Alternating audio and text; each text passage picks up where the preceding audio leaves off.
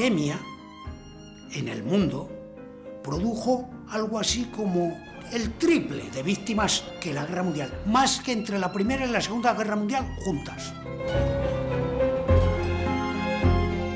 Aquí murió alrededor de un 2% de la población. Hay poblaciones donde murieron el 6% o el 7%, y muy virulento.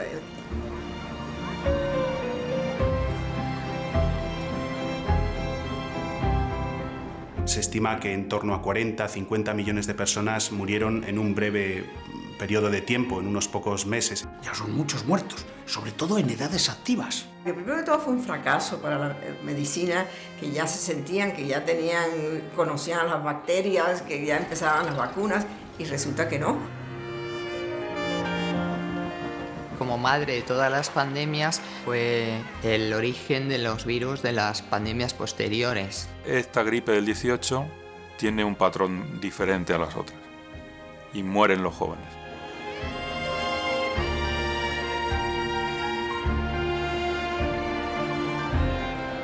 Un tercio, más o menos, de la población total quedó enferma.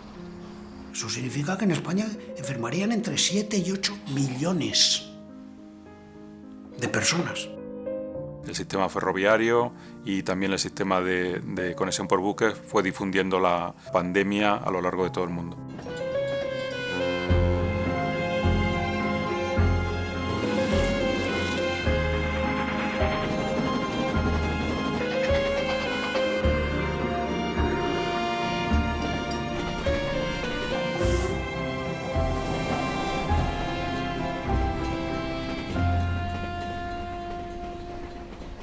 La gripe empieza en febrero en los Estados Unidos. Esa es la primera noticia cronológica que tenemos. Hay otras teorías sobre el origen, pero esa es la primera noticia que tenemos. Lo que hay con certeza es la constancia de que en un campo militar de los Estados Unidos, un campo donde se concentraban gran parte de las tropas que iban a ser enviadas a Europa, es el principal foco conocido de difusión de la gripe.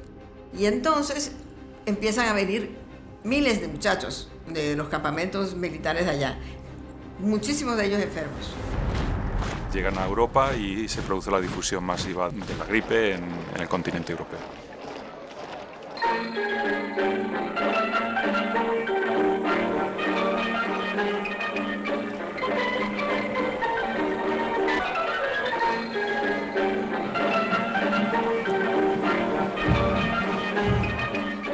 Cuando llega a España es mayo, son las fiestas de San Isidro, se enferma el rey, se enferma el primer ministro, las actrices de los teatros, cierran los teatros. Entonces salió en toda la prensa y la llamaban El Soldado de Nápoles por una opereta que estaba de moda, que tenía una música muy pegadiza.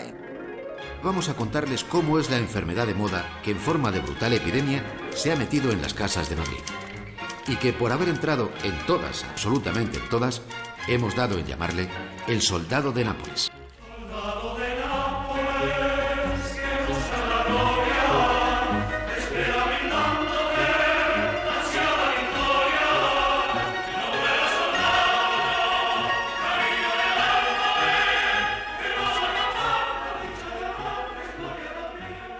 Parece que un periodista inglés que estaba despistado escribió que estaba aquí, escribió a Inglaterra que aquí había una epidemia de gripe muy fuerte. No sabía que ya Francia, los Estados Unidos ya la estaban padeciendo. Y ahí empezó lo de gripe española. Nadie le da ninguna credibilidad, claro. Lo más tradicional es pensar que había sido este origen en Estados Unidos y que quizá en vez de haberla llamado la gripe española la deberíamos haber llamado la gripe de Kansas o similar. El gran número de casos, nuevamente, de los soldados que regresaban a casa, a Estados Unidos, a Australia, a otros países del mundo, pues fue un poco el factor que permitió la propagación mundial de esta pandemia y llegó a todos los lugares del mundo.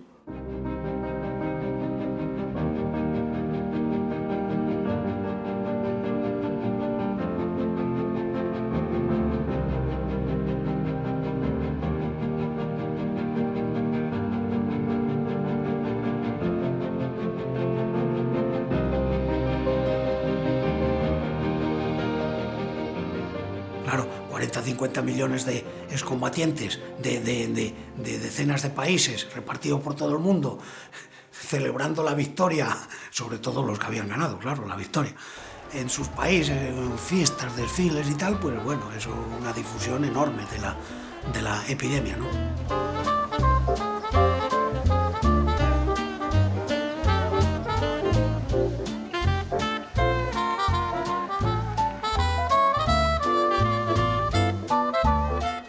Otra hipótesis que se ha planteado desde un epidemiólogo famoso, que es John Oxford, él plantea que el virus ya estaba circulando en 1915 dentro del continente europeo.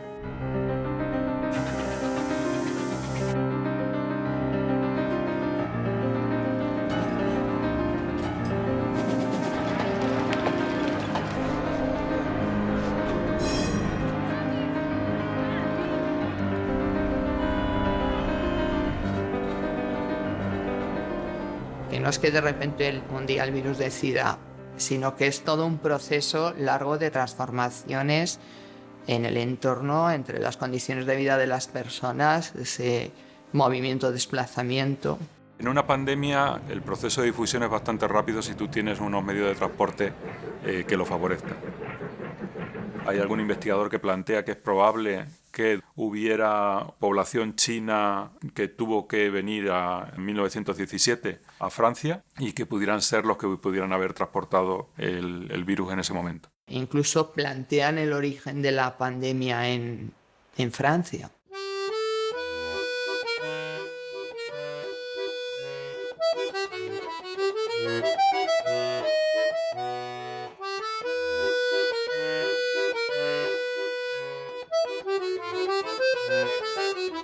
La gripe de 1918, la característica que tuvo es que no fue solo una ola concreta, sino que estuvo la gripe atacando durante diversas olas a lo largo de varios años. Son 3 brotes, uno en la primavera de 1918, otro en el otoño de 1918 y el tercero, pues aunque hay diferencias de unos países a otros, pues más o menos en la primavera del 1919. La primera ola afecta, viene de Francia, afecta el centro del país.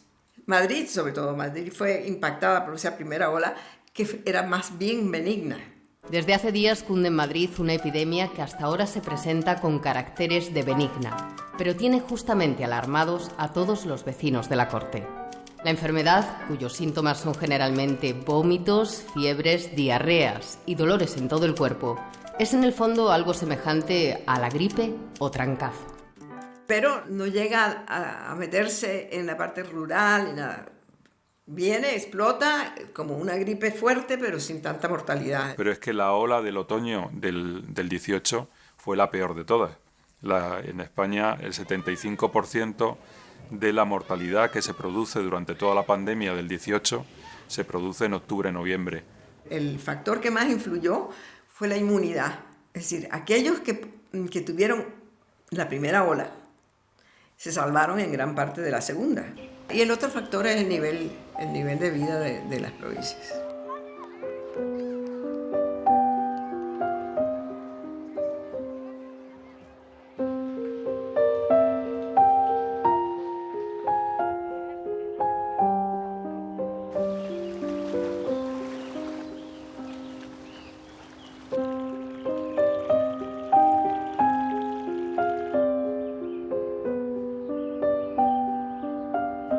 Murió mucha gente, yo sé que en 18 hubo muchos muertos. En aquellos tiempos había un médico para todo, casi todo el partido judicial casi lo llevaba un médico solo.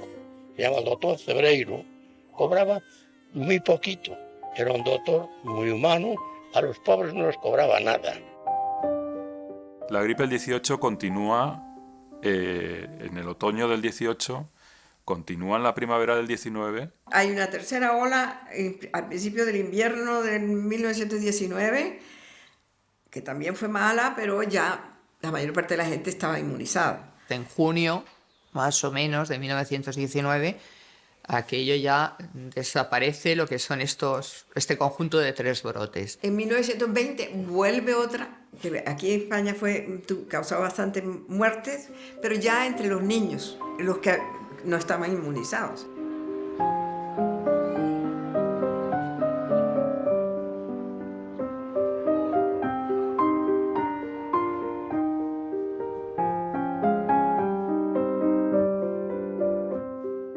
Las gripes pandémicas, pues en nuestra historia reciente nos han enseñado que vienen en torno a 30, 40, 20 años y muchas de ellas proceden de recombinaciones entre virus aviares o virus de otros animales y virus que están circulando en la especie humana. El virus de la gripe hay millones y circulan entre los patos silvestres. Y estas aves migratorias infectan a las focas, infectan a otros mamíferos y poco a poco el virus hasta que encuentra una forma de infectar al hombre. En aquel momento, en el año 1918, no se conocía todavía el virus de la gripe.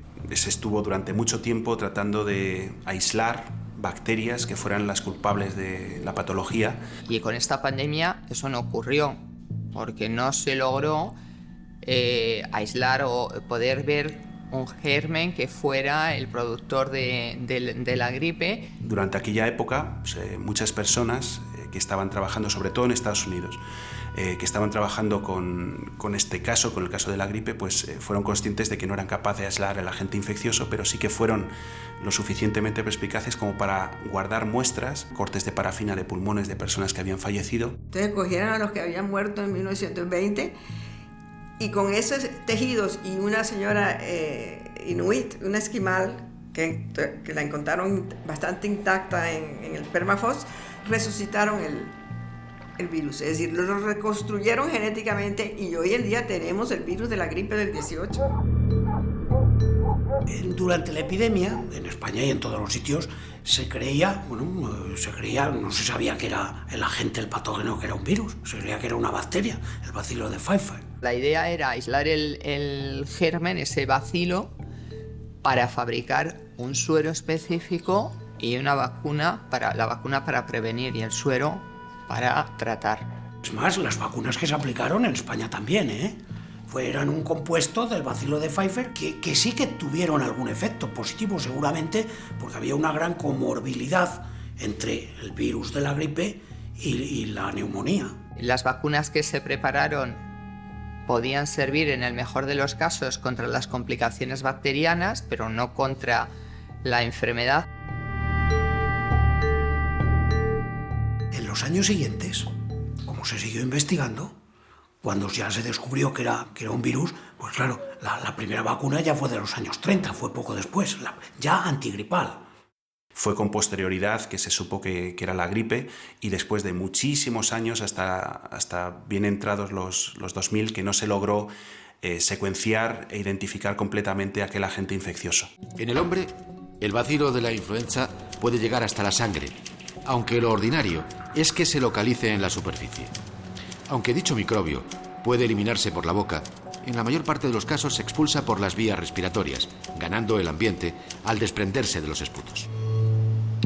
Ese virus afectó sobre todo, aunque afectó a la gente que normalmente sufre la gripe, afectó también a niños, afectó a personas mayores, afectó con especial virulencia a personas jóvenes. De 20 a 40 años, sobre todo, no solo los afecta, sino que los mata. Y eso crea un impacto social y un impacto psicológico mayor, primero porque enferman muchos más los jóvenes y mueren mucho más los jóvenes, y eso supone pérdidas de personas en edad reproductiva, de padres y madres de niños, produce que mucha gente enviude y produce un cambio radical, un cambio importante en la sociedad.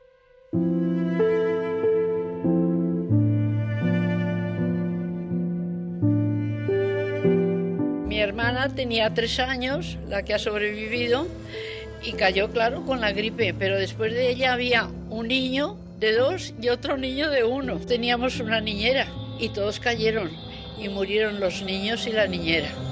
Los 3 el mismo día, lo recordaban mis padres con un terror horrible.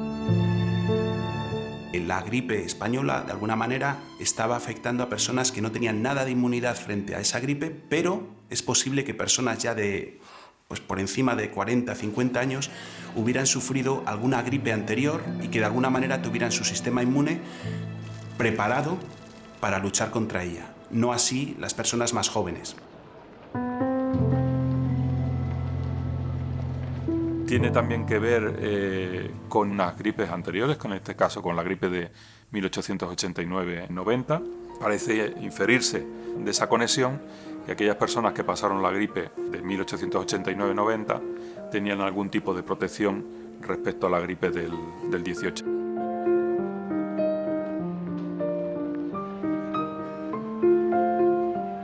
Cuando una persona enfermaba de este tipo de gripe, la patología era muy rápida. En algunas personas, al cabo de unos pocos días, al mismo tiempo que empezaban a tener dificultades al respirar, pues alguna de ellas tenía una tos tan fuerte que inducía, por ejemplo, la ruptura de las costillas o la ruptura de algún órgano interno, de tal manera que sangraban. Algunas de ellas también sangraban por la nariz o por las orejas. La teoría que más fe se le da es que fue como una tormenta de citoquinas. Las citoquinas son la forma como el sistema inmunitario se defiende contra una infección.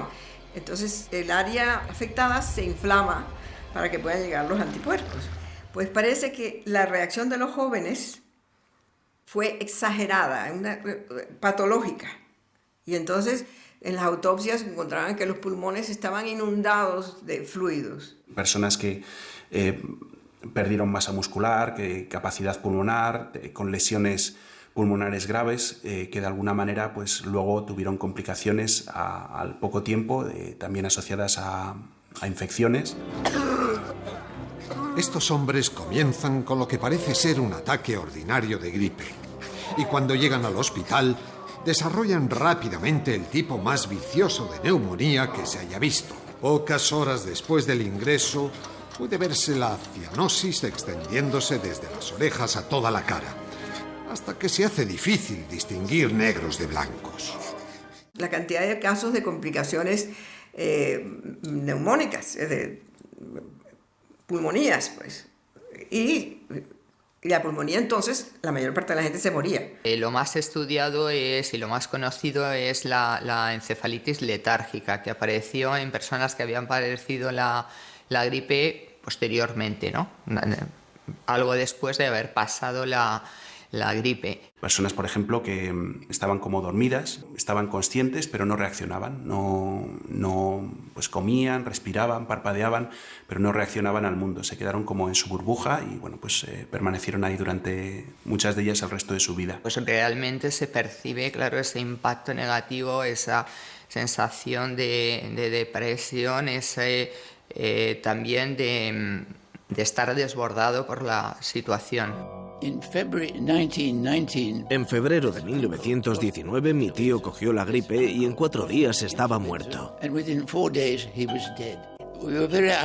Estábamos muy aislados. Recuerdo que mi madre decía, aunque yo no lo entendía, que teníamos suerte de no relacionarnos con otra gente.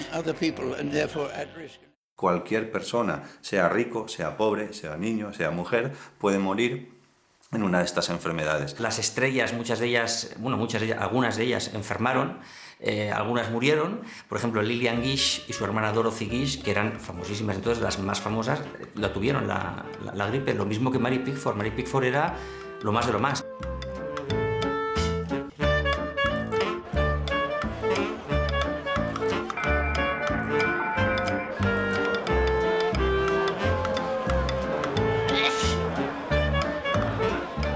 Estornuda para, digamos, poder pasar, ¿no? Hay gente, entonces, para poder entrar a un sitio, poder pasar, empieza a estornudar encima de la gente. Pero ella lo hace como un gag cómico en el fondo. Murió pues una estrella hoy olvidada, que no conocemos, a lo mejor no la conocemos porque murió y no pudo desarrollar más carrera, que era Harold Lockwood.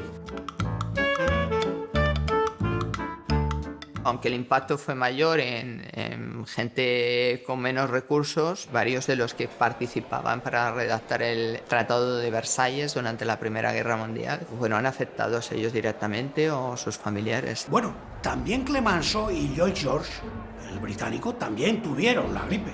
El Kaiser también, por supuesto. Pero los 3 de la Conferencia de Versalles la cogieron. Y el más grave, Wilson.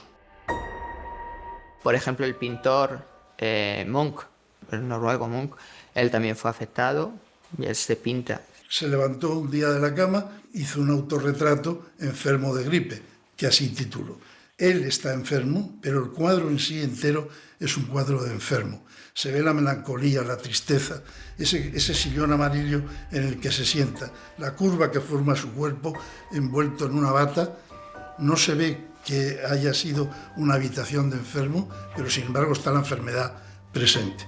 Pero que en el fondo lo que estaba mostrando esa obra era como digamos, una renovación, unas ganas también de una nueva vida. Un poco después sale de la gripe española y se hace un autorretrato, esta vez en azul en vez de en amarillo, es tremendamente expresionista, en la que se ve en su rostro, en un atrevidísimo primer plano, los estragos que la enfermedad le ha causado.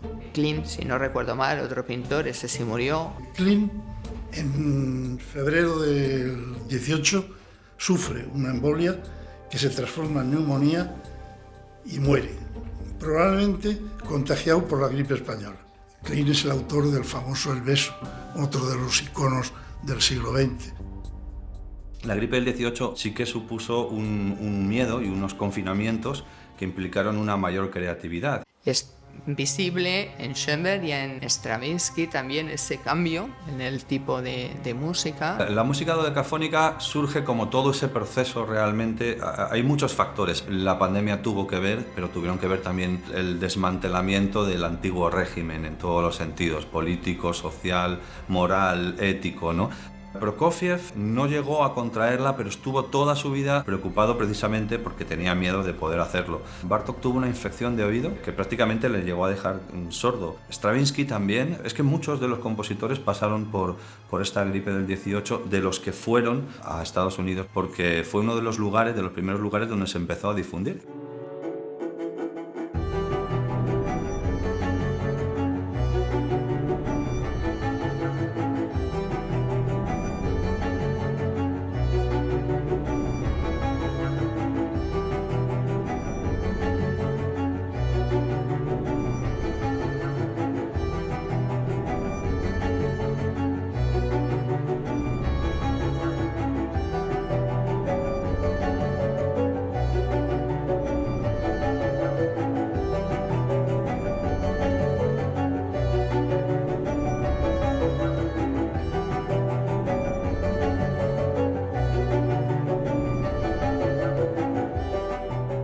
La epidemia empieza en los Estados Unidos, pero marcha del centro del país hacia el este, porque con todos los soldados que están embarcando, y llega a California mucho más tarde. Y entonces las autoridades del este le escriben a los del oeste, le dicen, cojan a sus carpinteros y pónganlos a hacer ataúdes para que no se les apilen los muertos. En ese momento no había antibióticos, la penicilina no aparece hasta 1945, que se empieza a usar, y lo que se utilizó son variados tratamientos para atender a los síntomas.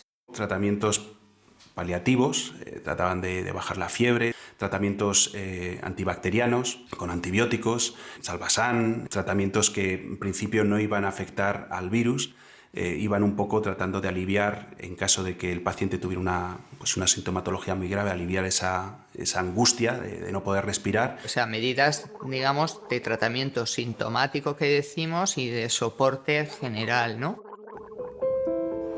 Yo me acuerdo que se hablaba mucho de aquella gripe, porque yo era pequeña entonces, pero sí recuerdo que fue una cosa muy, muy mala.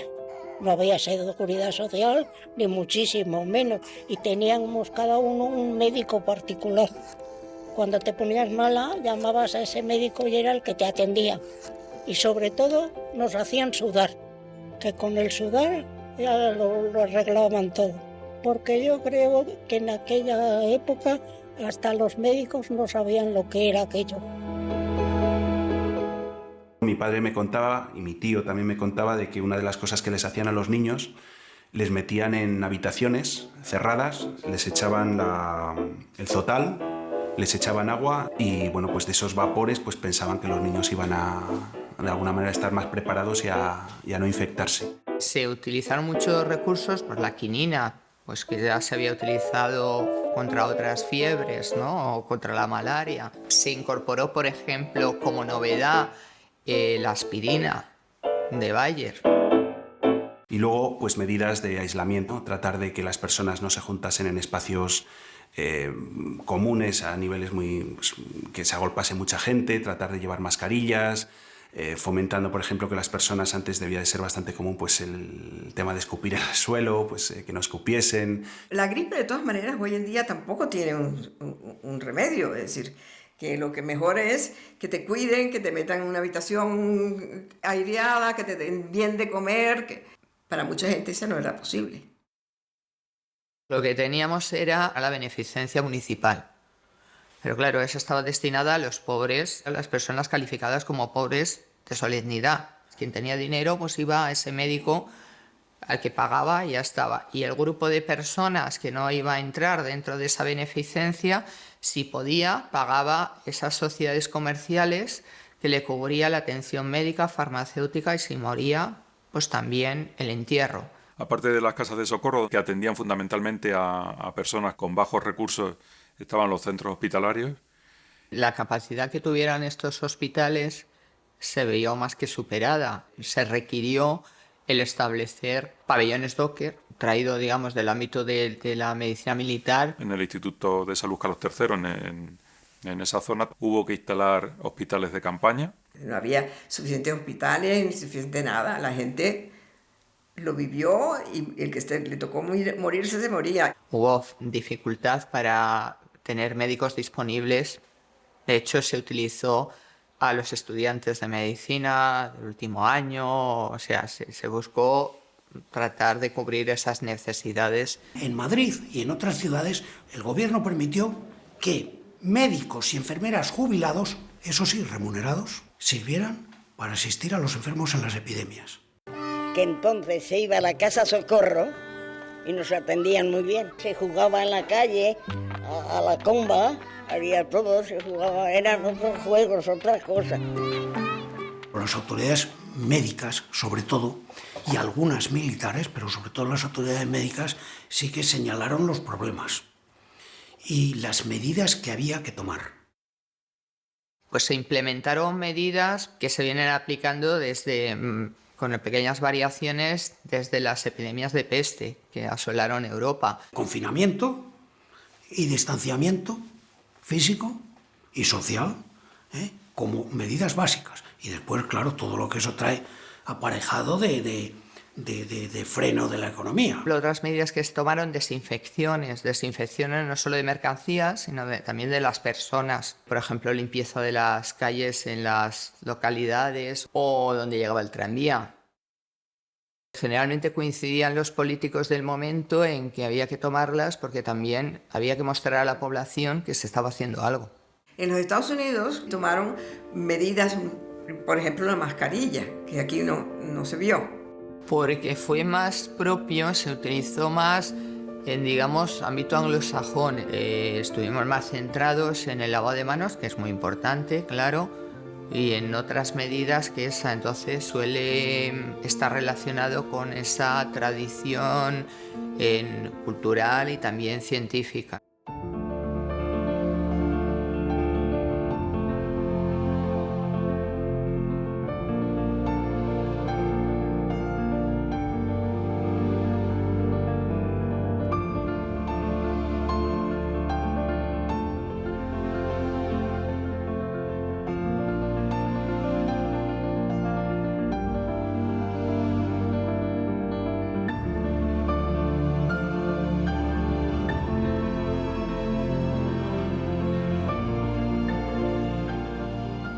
Cerraron universidades, cerraron entretenimientos públicos. En Madrid, a nivel de prensa, intentaban que desde los periódicos no se difundiera información, o sea, la referida a nuestro país, se le diera la mínima importancia. Que se detenga, que no se diga, que...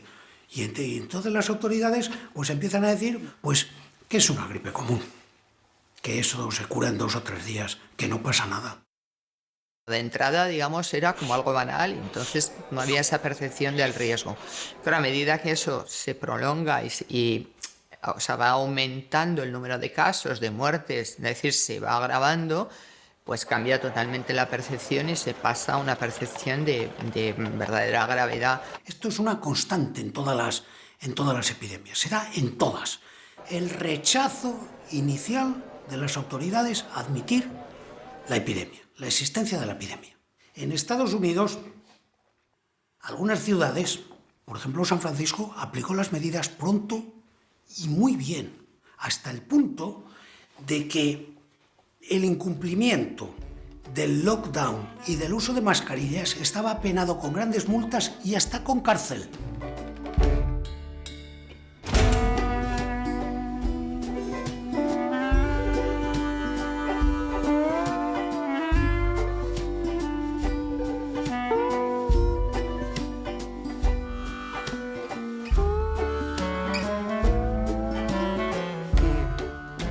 A los actores, estrellas o gente más conocida no les gustaba llevar mascarilla, les quitaba de alguna manera ese glamour que tanto exigía la gente en aquella época. Las estrellas, digamos, masculinas, entre comillas, más masculinas, pues tanto por decisión propia como por decisión del estudio, de la compañía que lo sustentaba, no les gustaba, esto es una cosa increíble, no les gustaba que tuvieran la mascarilla porque les quitaba hombría, les quitaba masculinidad. Era como decir, este señor necesita una mascarilla, con lo superhéroe que parece que es en las películas.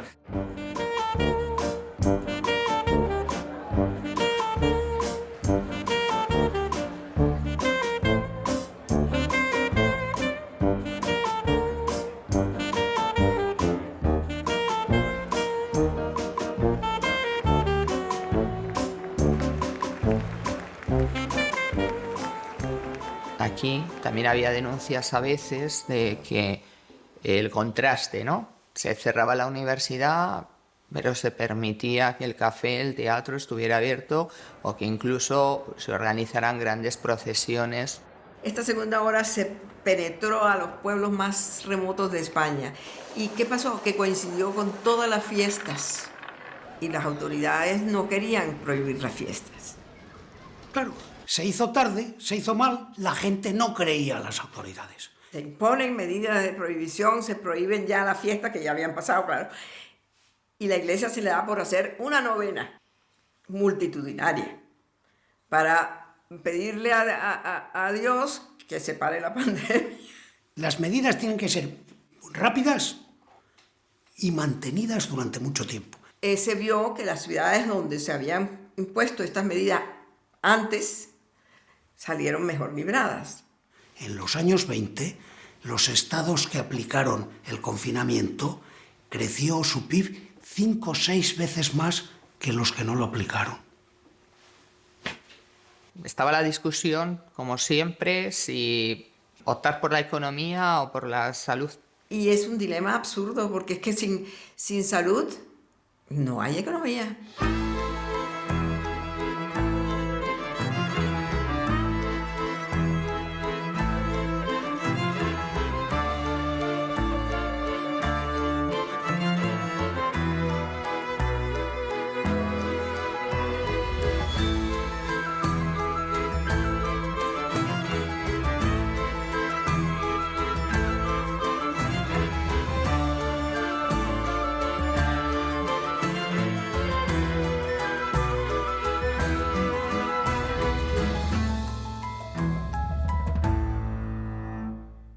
La gripe de 1918-19 fue una expresión de la muy compleja coyuntura de ese momento, ¿no? De esa confluencia de Primera Guerra Mundial, de crisis económica profunda, crisis política y crisis social importante. Naturalmente que tuvo que afectarnos.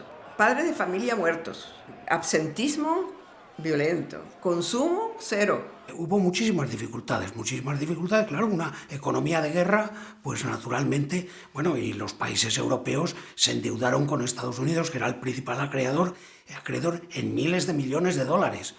El principal Gran Bretaña a su vez prestó a Francia y otros, Francia a otros, Francia quedó endeudado con todos, un desastre. Pero España fue neutral. Y a España le vino económicamente muy bien. Por ejemplo, España sí que va a vender las mercancías aprovechando esa necesidad y esos mercados que se abrían ante la situación de la guerra mundial. Claro, como los otros países en una economía de guerra no podía producir para comer, sino para disparar bombas y material de guerra, ¿no? Pero claro, eso significó, digamos, desde el punto de vista de la macroeconomía, un enriquecimiento, pero a nivel de la ciudadano de a pie implicó menos recursos y la elevación de los precios. Porque los precios sí que es verdad que empezaron a subir en España desde el año 17, pero en el 18 dieron un salto todos los índices de precios. Y el mayor periodo de todo el primer tercio del siglo, hasta la Guerra Civil, hasta el 36, de aumento del índice de precios es el del 18 al 20. Qué casualidad, los 3 de la pandemia. Los distintos ayuntamientos tuvieron que pedir créditos o establecer créditos o pedir la ayuda al gobierno para poder, por ejemplo, el Ayuntamiento de Madrid, para poder comprar trigo a Argentina, para poder fabricar pan, para poder comprar medicamentos. Y sin embargo, el campo no se quejó y era el que peor estaba. Pues los agricultores, los que mantenían la explotación bien, pero muchos enfermos. Bueno, que sí llegó y creo que murió muchísima gente. Allí todos eran labradores. Y el médico estaba en un pueblo para 3 o 4 pueblos. Y claro, cuando llegaba al último ya se habían muerto la mitad. Gente que murió en el pueblo, que se quedó casi en blanco. Mucha gente. Los campesinos que tenían que cuidar de las vacas, que tenían que recoger la cosecha, muchos de ellos morían por eso, porque hacían demasiadas cosas, salían a trabajar, etcétera, etcétera. La población tenía dificultad también para llegar a tener carbón, que era para poder utilizarlo en sus cocinas. Sumado a eso, viene una enfermedad que impacta mucho, que te mantiene en cama y te puede conducir a la muerte. Continúa extendiéndose por Madrid la epidemia de gripe que hoy ha entrado en casi todas las casas del vecindario, produciendo numerosas bajas en las oficinas del Estado, redacciones de periódicos y, en general, en centros donde se aglomeran muchas personas. En España, desde luego, sí que hubo en los años 20 un gran crecimiento en obras públicas, en un aumento de la industria y de los servicios. En la década de los 20 es cuando cae el peso, sigue siendo mayoritario, pero cae por fin, después de casi prácticamente un siglo, el peso relativo de la agricultura en mano de obra y en el PIB español. La economía norteamericana en los años 20 cambió enormemente, las grandes cadenas de mercado, el gran consumo, pero si eso es efecto, en alguna medida, de la gripe o de la expansión económica eufórica de los felices años 20, pues eso es muy difícil, precisarlo. Lo que hizo esta gripe, en realidad, fue un punto a favor, un punto enorme a favor, para que los grandes se comiesen a los pequeños. Y esto fue aprovechado por, especialmente, Adolf Zukor, que era uno de los pioneros de Hollywood, los primeros que llegaron a Hollywood, y su estudio, que era Paramount Pictures. Lo que hay constancia es que Adolf Zukor hizo su agosto, ¿no?, con esto, es decir, se benefició de todos los pequeños cines o pequeñas distribuidoras incluso o exhibidores para absorber a todos estos pequeños y hacer una cadena, empezando a crear ese monopolio. La era de los grandes estudios se logró ese esplendor porque tenían un monopolio que luego se acabó.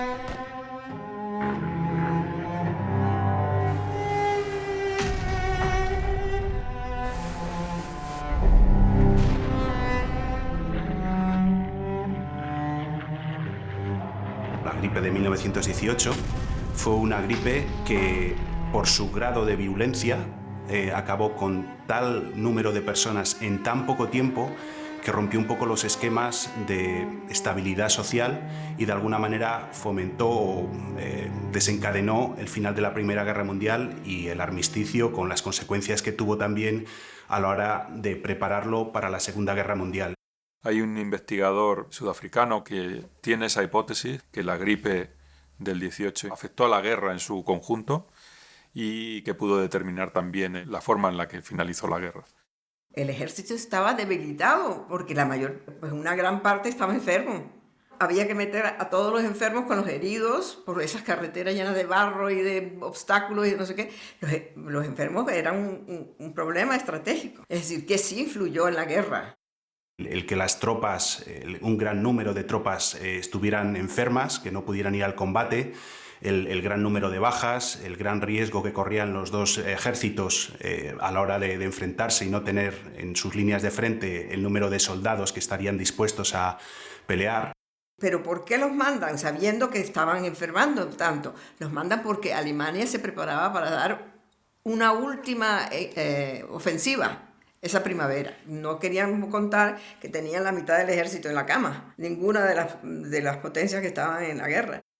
La distribución espacial que se ha producido de la gripe en el caso de España tiene mucho que ver con el flujo de población que se produce, por ejemplo, de portugueses que vuelven de la Guerra Mundial, y las zonas por donde van pasando son zonas que están muy afectadas, sobre todo en la segunda ola. Hay que recordar que España efectivamente no fue un país beligerante en la Primera Guerra Mundial, pero España en esos años mantenía una guerra muy importante, que era la guerra o las guerras de Marruecos. Muchos de los militares estaban en Marruecos, de los soldados, de los reclutas. Todavía no se sabe si murieron por la acción bélica de la misma guerra, por efectos de la enfermedad, tuberculosis, malaria en Marruecos, por ejemplo, o si murieron por efecto de la epidemia de gripe del 18 al 20. En Barcelona la gripe fue muy fuerte porque había vuelto tropa de África. Había mucha gente que vivía en las barracas del Somorrostro, el barrio chino, en la montaña de Montjuïc, junto a las fábricas de carbón. Se contagiaban en los cuarteles, en los colegios, en las iglesias, en los cines, en los teatros. Por el paralelo y barrio chino había muchísimos, vamos a llamarle cabarets. Había mucha gente, entonces la virus se contagia persona a persona. Y claro, en la época del 18 esto era todavía mucho más pobre.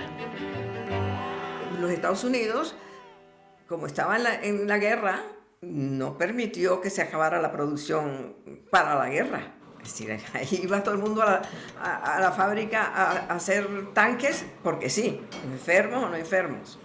Crusen decía que no había problemas. Es más, el 28 de septiembre, en lo más alto de la epidemia, prepara el gran desfile del préstamo, la Liberty Loan Parade.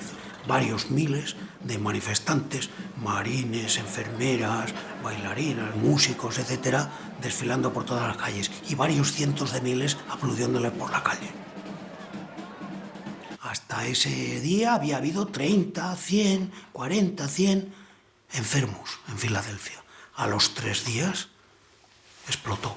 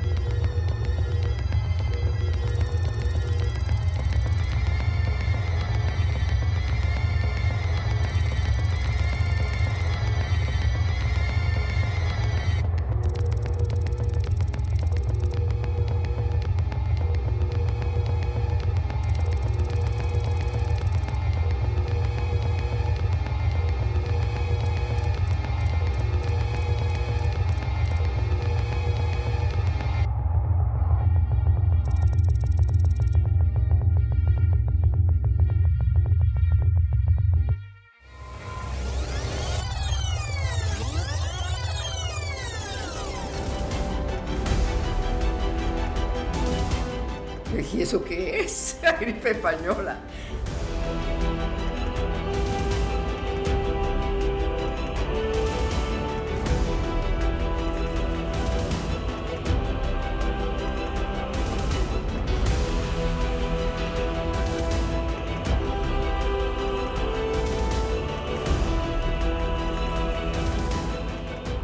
Desde el año 2000 aproximadamente, 2000 poco, se ha empezado ya a escribir mucho, sobre todo por ahí fuera, ¿verdad? Pero también en España. Ni mis padres me hablaron. Mi papá era médico, entonces cuando le dije, oye papá, me dijo, ah, sí, por Bogotá pasaban los carros de mula a recoger a los cadáveres en la calle. La sociedad española y la sociedad en general mundial viene de un periodo en el que la mortalidad es normalmente alta. Se les morían 4 de cada 6 hijos que nacían, es decir, que era una cosa muy terrible. Tenían una presencia constante de la muerte, la esperaban. Y yo creo que por eso pasaron página. Había pasado cuando yo era joven. Mi padre solo decía, cuidado con la gripe, que ha habido una gripe malísima, que ha muerto muchísima gente. No os descuidéis, no cojáis frío. Y luego hay una circunstancia evidente, que es la Primera Guerra Mundial. Es un hecho que involucra a muchos países, que tiene un significado mucho más icónico, si se quiere poner de esa manera, y la gente pues tiene más en la memoria la guerra y los eventos de la guerra que una enfermedad más de las que ha habido durante ese periodo de tiempo. La Primera Guerra Mundial es la primera vez en la que nos damos cuenta que se puede dar un conflicto en ese grado. Y después de esa Primera Guerra Mundial, de repente llega curiosamente, una de las primeras pandemias que se acercan a la globalización. Fue un olvido, yo creo que voluntario. Si a ti te matan a tu hijo en la guerra, pues lo glorifican. Europa está llena de monumentos para los muertos de esa Primera Guerra. Y muchos de esos muchachos que están enterrados en estos cementerios multitudinarios murieron de gripe. Entonces esas cosas pues no las mencionan los libros de historia. En 1918 la gripe llegó a los cuarteles de la Armada en Devonport. Murieron cientos, caían fulminados. Amanecí en el gimnasio. El hospital del cuartel estaba a tope, así que nos llevaban al gimnasio. Éramos muchos enfermos y nos fumigaron. Calentaban unos tanques llenos de desinfectante Jace con un tubo conectado, de modo que salía una gran nube de vapor. No veías nada. Llegué a pensar que nos querían gasear para librarse de nosotros. No recibíamos muchas atenciones de las enfermeras. Éramos tantos, ¿sabe? Fue bastante aterrador. Claro, en el pasado, estoy hablando de las pestes del siglo XVII o del XIV al XVII, como había una cada 10 o cada 5 o cada 14 años, pues ¿para qué recordar la de hace 14 años si tienes otra y la vas a tener? Las dos pandemias que estuvimos después, que fueron la del 58 y la del 69, los virus que los provocaron tienen componentes genéticos del original de la gripe del 18. Ya mutado, ya mucho más, ya no causa el horror de entonces. Se ha creído durante mucho tiempo, ya desde mediados del siglo pasado, que la época de las grandes epidemias se había acabado, que ya no iba a haber. Sin embargo, la realidad ha sido diferente. Y entonces aparece la fiebre de ébola o la legionelosis y luego aparece el SIDA. Ese virus nunca se fue.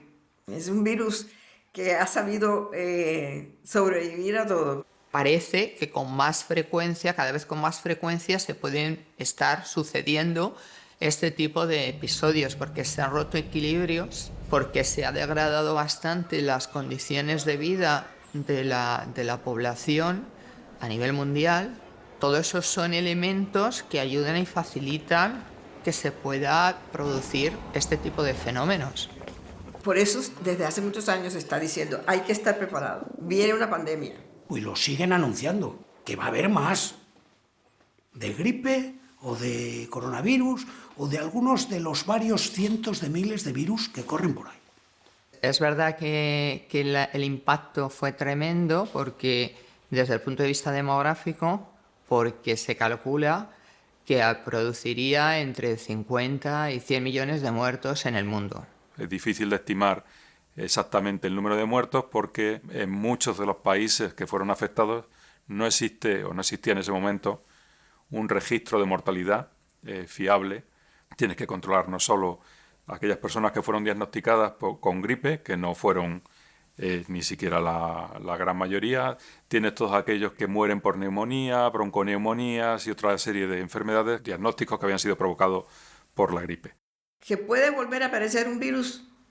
Pues sí. Los virus en general no matan a las especies, matan animales de esas especies. Tenemos la suficiente variabilidad genética y la suficiente capacidad de haber recordado o de tener un sistema inmune amoldado a cosas parecidas a ese posible virus que infecte, que tenga esa patogenicidad, que siempre va a haber alguien que sea capaz de sobrevivir a esos virus.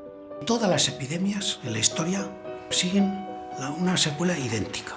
Empiezan por la negación, pasan por la resignación y acaban en el olvido.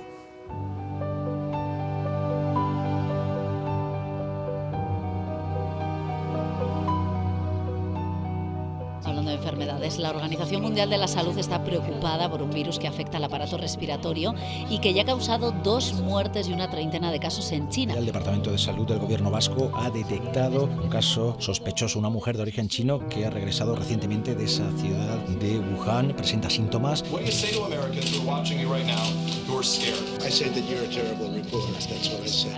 uso de las mascarillas sí que puede ser interesante en los pacientes con sintomatología, y eso las autoridades sanitarias lo indicarán. Para decretar el estado de alarma en todo nuestro país, en toda España, durante los próximos 15 días. Es cuestión de acostumbrarnos, yo creo que al principio, ¿sabes?